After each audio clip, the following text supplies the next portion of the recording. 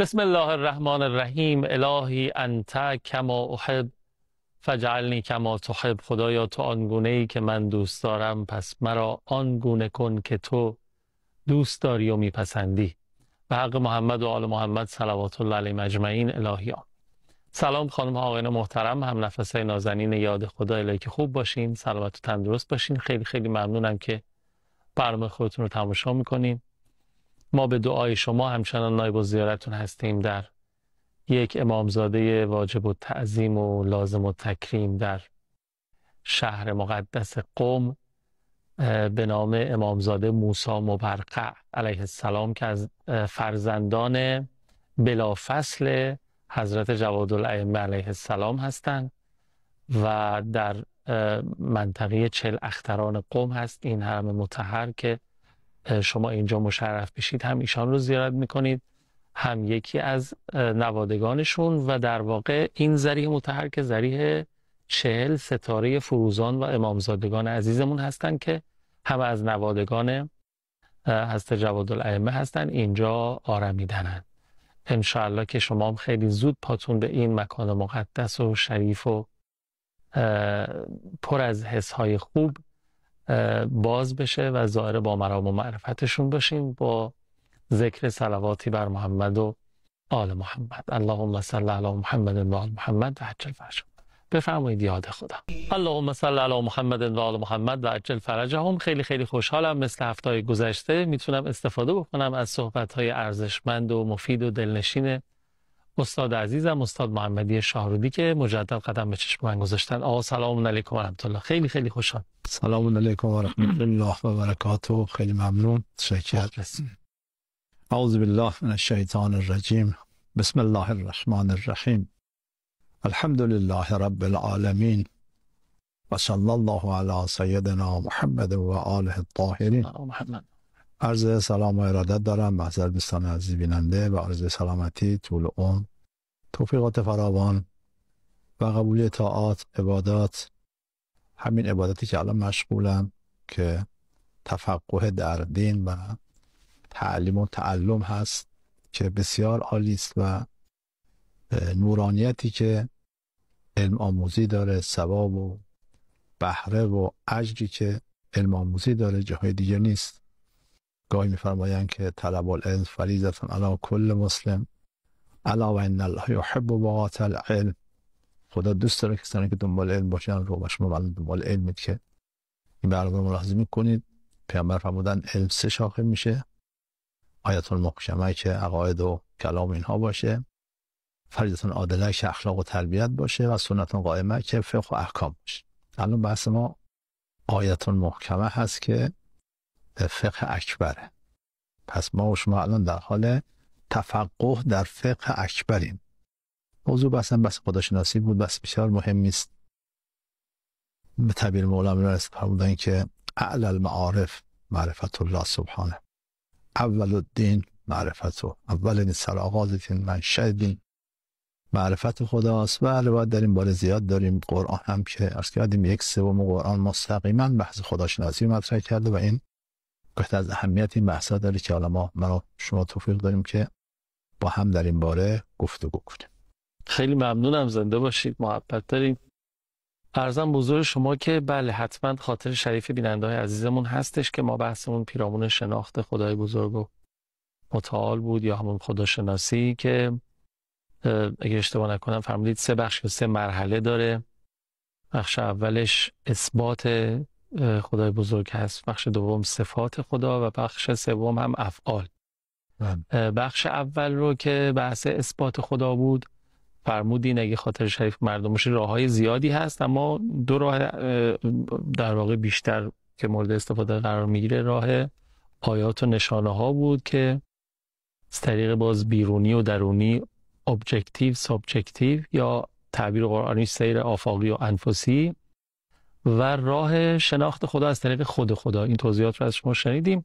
به نظرم بریم به مرحله دوم که مرحله صفات خدا هست. اگه سلام.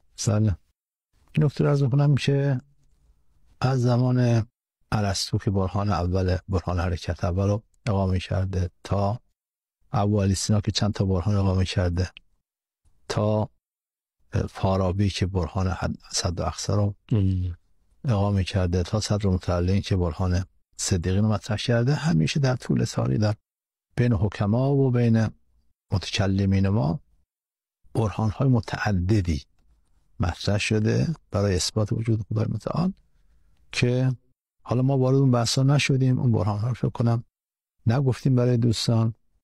جهتش این بود که بحث طول می‌کشید و شاید اونها خیلی هم مورد نیاز دوستان نباشن. من میخوام برهان اسد اخسر شکل منطقیش رو بگم، شاید این مقدار خیلی بابت به دوستان نباشه. به همین دلیل ما از اون بحثا گذشتیم.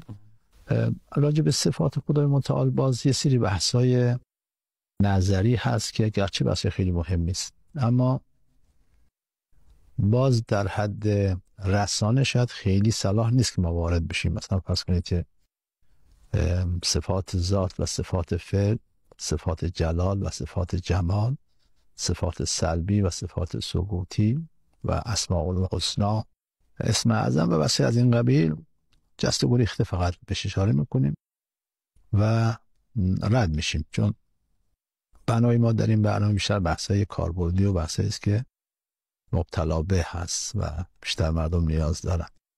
اون بحثای آکادمیک اونا باید تو جلسات تو حوزه و اونجا باید میشه.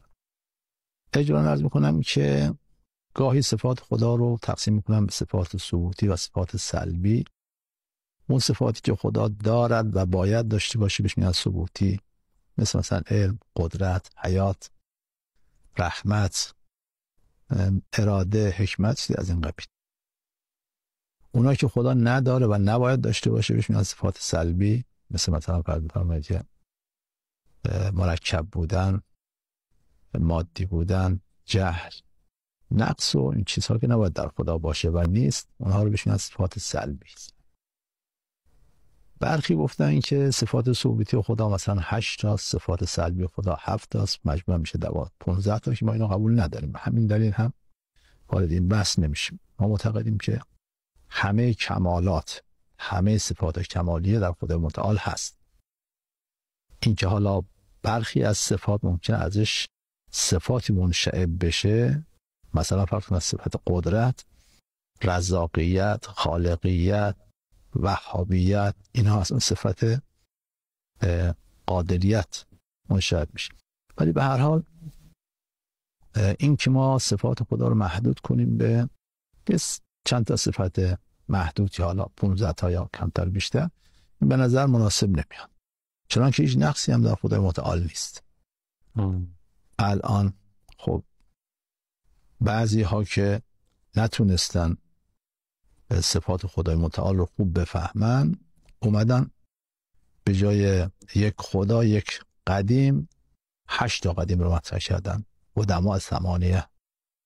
اکثر آقایون چه نظری دارن؟ نه پیروان اهل بیت ها، نظر پیروان اهل بیت نیست. اونا میگن نمیشه خدا باشه مثلا عالم نباشه، پس علم باید قدیم باشه. خدا باشه قادر نباشه، پس قدرت هم باید چی باشه؟ قدیم باشه. خدا باشه و حیات نباشه، پس خدا باید حیات هم باید قدیم باشه. ما این رو الان برای اینکه ذهن دوستان درگیر بشه من مطرح کردم، بعدا ان شاءالله دربارش توضیح مفصل خواهیم داد درباره اینکه فرق ما با اونها چیه که اونها نتونستن خدا رو یکی بدونن، قدیم رو یکی بدونن، به جای یک قدیم 8 تا قدیم قائل شدن و ما یک قدیم بیشتر قبول نداریم. خب راجع به صفات، ما همه صفات رو نمیتونیم مطرح بکنیم. برخی از صفات که حالا مهمتر مطرح میکنیم. بنده یک اشاره فقط میکنم به این که چون اینم بحث باز چالشی هست، راجع به صفات ذات و صفات فعل یه اشاره میکنم که چون بعضی ها حرفای دیگه گفتن که باید دقت بشه. اون صفاتی که مستقیما از ذات انتزاع میشه و واسطه در کار نیست، اونا که صفات ذات مثل علم و قدرت و حیات، اینا که هیچ واسطه در کار نیست. اون صفاتی که از مقام فعل انتزاع میشه و واسطه در کاره بهش میگن صفات فعل. مثلا رازقیت زمانی معنا داره که یک مرزوقی در خارج باشه. درست. اگه مرزوق نباشه رازق هم معنا نداره. اینا ذات اضافه هست هم دیگه. بنابراین به اینا میگن صفات فعل. که همه این صفات فعل هم برمیگردن به صفات ذات. الان عرض کردم که خالقیت و رازقیت و چیزهای دیگه هم برمیگرده به همون صفت قدرت. ما صفات رو از ذات جدا نمیدونیم که ان شاءالله صحبت خواهیم کرد. من هنوز ذهنم درگیر شما فرمودین و من میگم ذهنتون درگیرشه، هنوز داشتم به همون فکر میکردم که قدیم بودن این علم و این قدرت و اینا رو که از یعنی خلق نمیدونن اینا رو. نه ما هم خلق و معنی که بگیم مثلا زمانی نبوده بعد ایجاد شده یا این که نه، به اون معنا ما هم خلق نمیدونیم، ولی ما اینها رو عین ذات میدونیم که حالا تفاوتش چیه رو بعدا میگیم. آره توضیح میدم انشالله. توکل. حالا اگر شد تو همین برنامه توضیح میدم که دوستان خیلی گره ذهنی ما باز شد. دوستان خیلی منتظر نباشن. خب پس مفهوم صفات ذات و صفات فعل رو هم فهمیدیم. صفات ذات مستقیما انتزاع میشه، مقام ذات انتزاع میشه، واسطه هم در کار نیست. مثلا فرض بفرمایید مخلوق چیزی از این قبیل، اونها واسطه میشن که این صفت فهم بشه، انتزاع بشه. خب اگه اجازه بدیم اینجا نگه داریم، یه فاصله بگیریم، برگردیم باز ادامه خدمت به اجازه است. مخلص بفرمایید. اللهم صل علی محمد و آل محمد و عجل فرجهم. خیلی خیلی ممنونم که همچنان دارید دل میدید به برنامه خودتون و فرمایشات تأمل برانگیز استاد محمدی شارودی عزیز تبیین کردن مفهوم صفات ذات و فعل خدای بزرگ رو در ادامه سراپا گوشیم. بله، این که آقایون نتونستن این مسئله رو حل کنن که خب نمیشه ما بیش از یک قدیم داشته باشیم.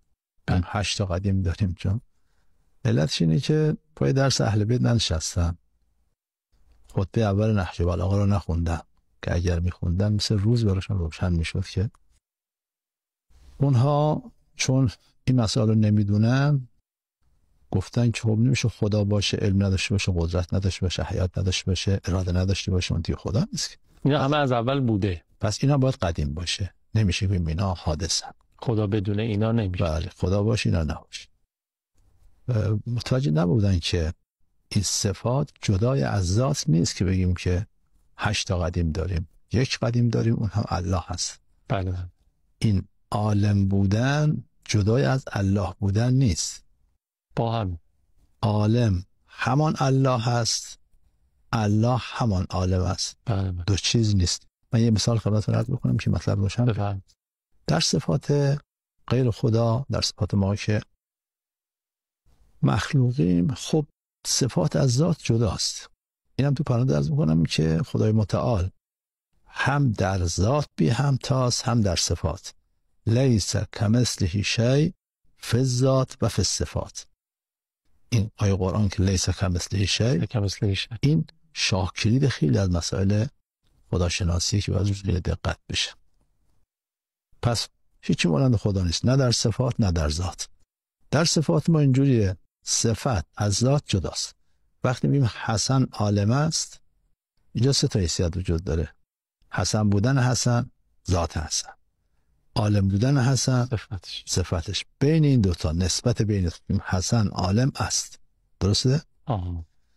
در مورد خدای متعال اینجوری نیست. اینجا حسن میتونه باشه، عالم نباشه. یعنی عالم بودن از حسن بودن جدا بشه. عالم باشه ولی حسن نباشه، یه نفر دیگه باشه. حسن الان عالمه، یه ضرب مغزی میشه، فردا چی؟ دیگه عالم نیست. چرا؟ چون جز عین ذاتش نبود، از ذات جدا بود. بله. با یه ضرب مغزی رفت. اما اگه عین ذات میشد، تیکی تیکی هم میشد، جدا نمیشد از ذات. در صفات مخلوق اینجوریه. در خود متعال حسن الان، حالا بعدش رو گفتین، قبلش هم هست حسن الان عالمه، ما که به دنیا آمد که عالم نبود. بله، حالا اون بازی بحث دیگه است. بعد علم و کسب. بله، این که حالا اون علم خدا، یه سری علم فطری که نه، فعلا بحث ما اینه که علم عین ذاته. عین ذات. این که علم از کیست؟ خدا علمش از خودشه، ما از خودمون نیست. اینا بازی بحث دیگه است. خب پس این که ما خیال کنیم که خدا و عالم از هم جدا هستن، این غلطه. چرا؟ چون حدی وجود نداره. وقتی که حد باشه میگیم این دایره از اون دایره جداست. بله. اما شما دایره ها رو برداشتید، خطا رو برداشتید، دیگه جدایی معنا نداره. وقتی ذات بی حده، صفات هم بی حدن، دیگه تعدد معنا نداره، بی‌نهایت دیگه. بخوایم ما محدود کنیم حتما باید از کنم که اگه بخوایم جدا کنیم اصلا باید محدود کنیم، بگیم تا اینجا ذات، از اینجا باید چی؟ صفات. و هر دو میشن محدود دیگه، نه ذات خداست نه صفات خداست.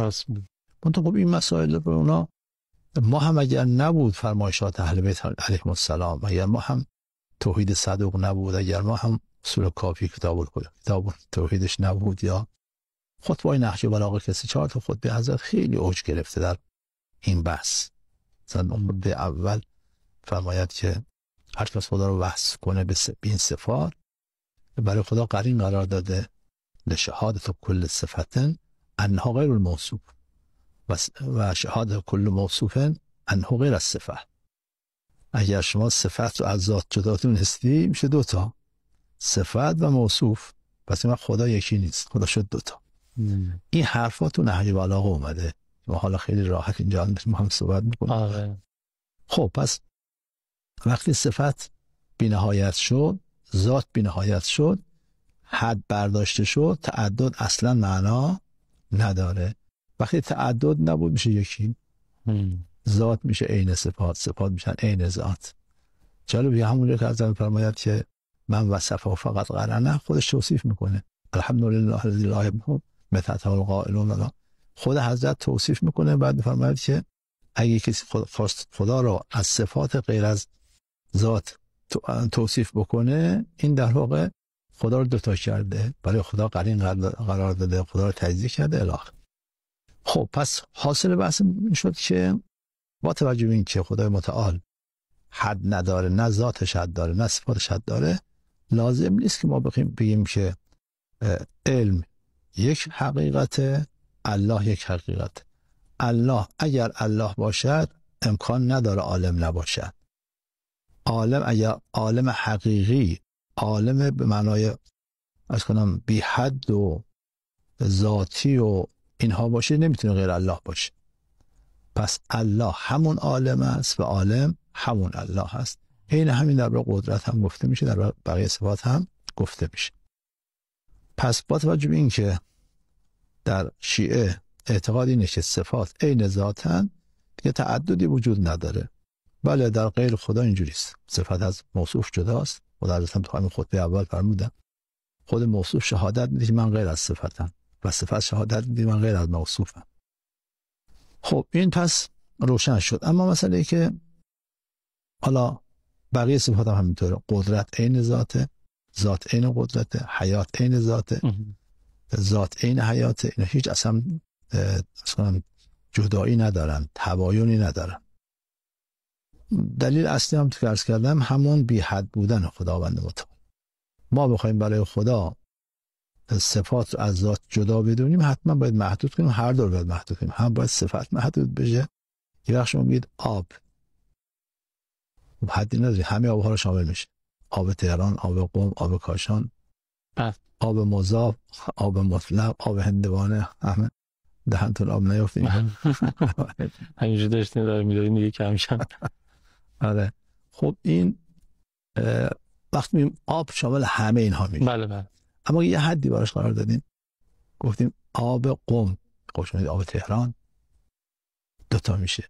بله. تعدد پیدا میشه. پس وقتی حد رفت تعدد هم به معنا نداره. مثالی که من زدم، وقتی میگیم آب مطلق، آب بی حد، همه آبها رو شامل میشه. وقتی وجود صرف، وجود مطلق دیگه تعدد نمیپذیره، هر وجودی رو شامل میشه. بله. در عین حال که مستقل و ذاتی و مال خودش. خیلی خوب، این بحث هم تموم شد. بحث دیگه که باید مطرح بکنیم اثبات بعضی از این صفات.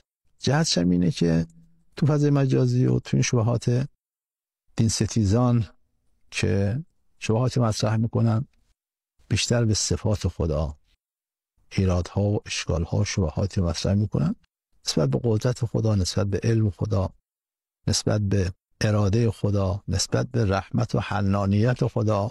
اگه خدا مهربانه است چرا باید در مثلا فرض کن فلسطین و لبنان این اتفاقا بیفته؟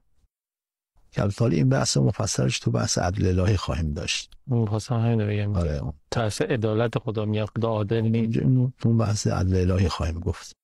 گرچه اونم از صفات خداست، ولی چون جداست، جدا شده، که حالا بعدا عرض خواهیم کرد چرا صفت عدل از بقیه صفات جدا شده، رفته مستقل شده. بعد اون بعدا ان شاء الله صحبت خواهیم کرد. اولین صفتی که مطرح می‌کنیم صفت علم خداست. خدای متعال که عالم رو خلق کرده، در عالم علم وجود داره، خب نمیشه که خودش علم نداشته باشه بخواد به مخلوق علم بده. بله.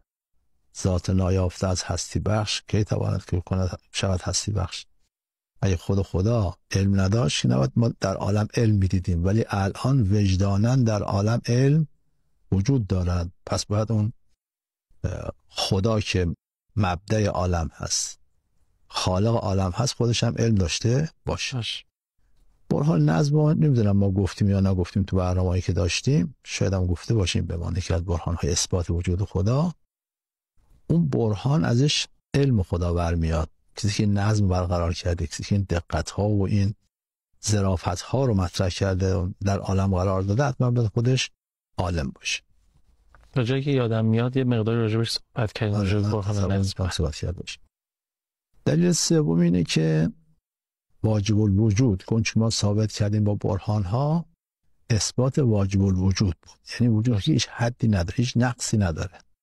خب علم نداشتن نقصه. اگه خداوند علم نداشته باشه خودش نقصه. درست. وقتی واجب الوجود نیست، دیگه خدا نیست. خدا در صورت خدا هست که همه صفات کمالیه در این الله باشه که هست. پس حتما باید علم هم که از کمالات هست، از صفات کمالیه هست، حتما باید علم هم باشه.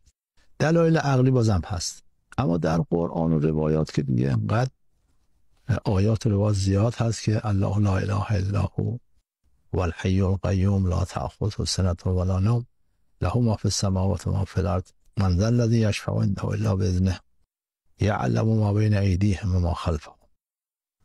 آیات در این که خدا متعال عالم هست خیلی زیاده. دوستان هم یه نگاه بکنن میبینن که هر جا که بحثی از خدا شده حتما اشاره هم به علمش شده. روایات هم در این باره خیلی زیاد هست. در همین نهج بلاغه که من عرض کردم بارها حضرت به علم خدا اشاره کرده. پس دلایل نقلی هم میتوانیم داشته باشیم برای اثبات علم خدا. خیلی ممنونم. با وقت برنامه‌ام تموم شد.